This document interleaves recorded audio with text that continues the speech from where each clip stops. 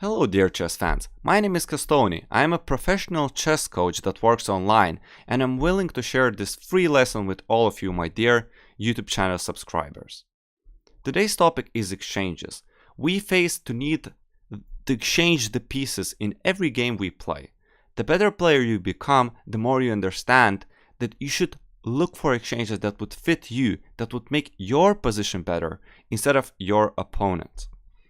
Today I will share 3 puzzles, but before I guide you through them, I would like you to pause the video on every position and imagine that you are playing over the board and it's your decision to make the move and play the best.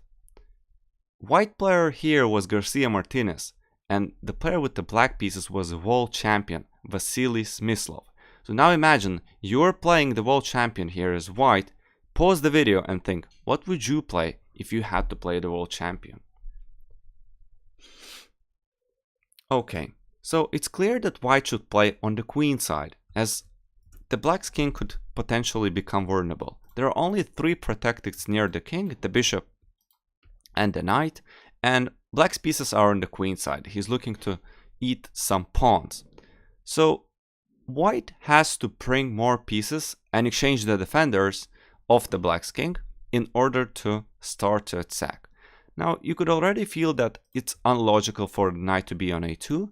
So the knight probably was on c3. It went to a2 in order to get to b4. Now, white offers an exchange that fits him, as after exchange, white queen is going to become an attacker and black will have -1 defender near the king.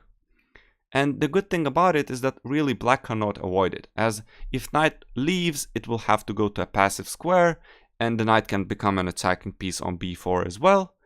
And if the knight stays there, then the knight will take on c6, and black is going to have even uglier pawn structure with even less defense near the black's king. So black decided to take, queen takes, and now you can see that white has one more attacker than in the previous position. The queen is starting to attack and black has 1 less defender. There is no knight on c6. Now black looked for avoiding all the threats of, let's say in the future, bishop a6 because of the pen. Of course he cannot do that immediately as the rook is hanging on d3. So he played a prophylaxis move, king a8. Now if he played king a7, then a very strong move is knight d4. First of all, it does not let black's queen to come and offer an exchange of queens, and then in that case, if we move away the queens and put it off the board, white's attacking chances will be demolished, as the queen is usually the piece that leads the attack. And also after knight d4, there could be a potential threats like rook b3 and knight c6. Now please note, if I play knight c6 and you take, rook b3 are gonna threaten too many checkmates and the checkmate is going to be forced. Otherwise, knight c6 win a piece, as it's attacking both the king and the bishop. In the game, black played king a8. Now rook c3. So white is bringing more pieces into attack. The rook wants to come to the 7th rank, and black eats the pawns. Now you better be sure, once you sacrifice those pawns, that you are going to do something in your attack, because if the attack fails, black is going to be up in material, and if black achieves exchange of pieces which would lead to an endgame, he would be better there. White played bishop to a6. Now if we would to take the pawn, then we simply eat the queen on g1. I mean the bishop.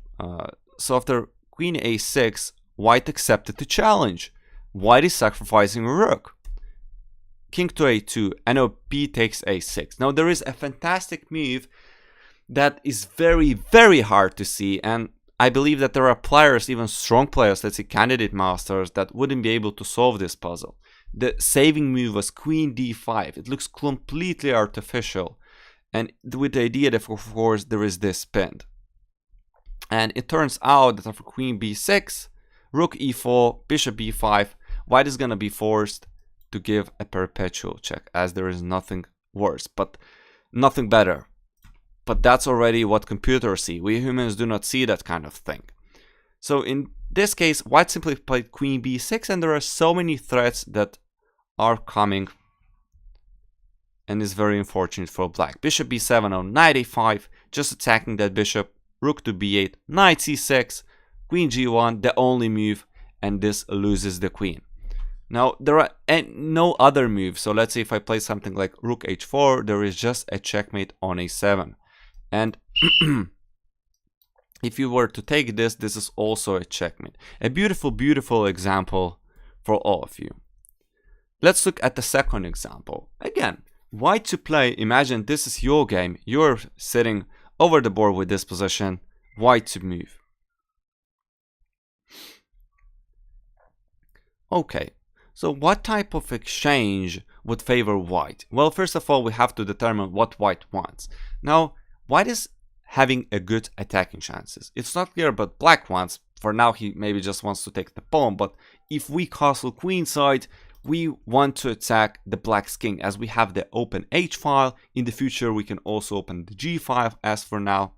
And the main defender of over all those dark squares here is the bishop on e7. So we determine that the exchange of the dark square bishop, as also please know that the dark square bishop of whites is really bad, as all the pawns are on the dark squares here, would favor white a lot. So we play bishop h4. It's very fortunate that he cannot take on g4.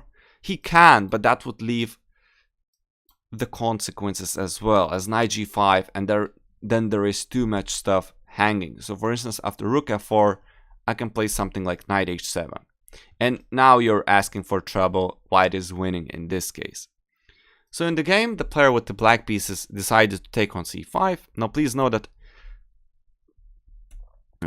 takes on c5, bishop e7, queen e7, and now knight g5. And now once black really has known the dark square bishop, which was one of the main guards of those dark squares, white really obtains a crucial attacking position where he has a winning attacking opportunity. So black played c takes d4 in this case, and this allows simply rook h7. Really, if you sacrifice here, then you're asking for trouble. For instance, I immediately see a tactic like that. If you take the pawn, which wins the piece back, no chances for black. So he played queen b4. He's trying to get some counterplay, but unfortunately, white's attack is a lot stronger. So simply even king e2, this quiet move which connects the rooks, has a decisive effect. For instance, let's say you take on c3, queen c3, dc3, and rook ag1. Mate, checkmate is inevitable. So following the same topic, I will give you this position, and maybe you will be able to solve it, as you already know the topic that we're covering today. White to play. What would you play here?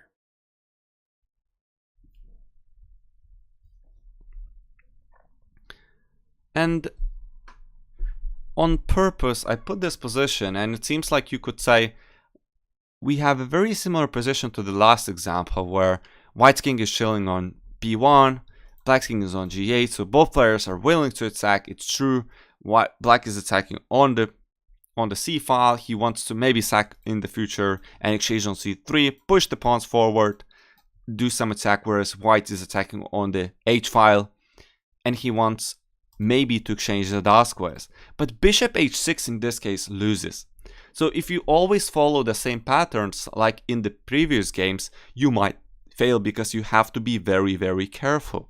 Now, there are two problems. First is a minor problem, that black's bishop can go to h8. So usually this works a lot better once the rook is on f8, as that would be a pin and the bishop could not move back. But there is a bigger problem, which is tactical. There is knight e4, and it's discovered attack on the rook here. So for instance, let's say we take back on e4 and then rook d4. Black won a pawn on e4. Black is better in this position. So we really want to exchange the knight on d5, and then we can do something like queen h2 and threaten the pawn when the defender is not there anymore. So this is the strong move. We want to exchange the knight on f6. So knight d5, e d5, and queen b7 was played. And now simply queen h2. And really, there is no defense. black played king f7. If h6, then even bishop h6 is good enough. So black king started marching to f7, and you can already feel that it's going the wrong way. I'm just gonna show it to you quickly, as this is not a lesson of tactics. I don't want you to calculate these type of positions right now. We wanted to know the strategic moves that happen in this game. And white simply obtained a crucial dynamic position with winning the material, and you could see that the black's king was really a decisive player for black, as it's the main player, and the exchange of the knights here helped white obtain a killing attack. I hope you enjoyed today's video. If you did, I would be very thankful if you subscribe to my YouTube channel. It's free. I try to make the videos every week. For all of you guys, click that like button. If you would like to hire me as your personal chess coach online, the contacts are on the right. Please message me. I say goodbye. Wish you good weekend and stay healthy. Play chess. Thank you.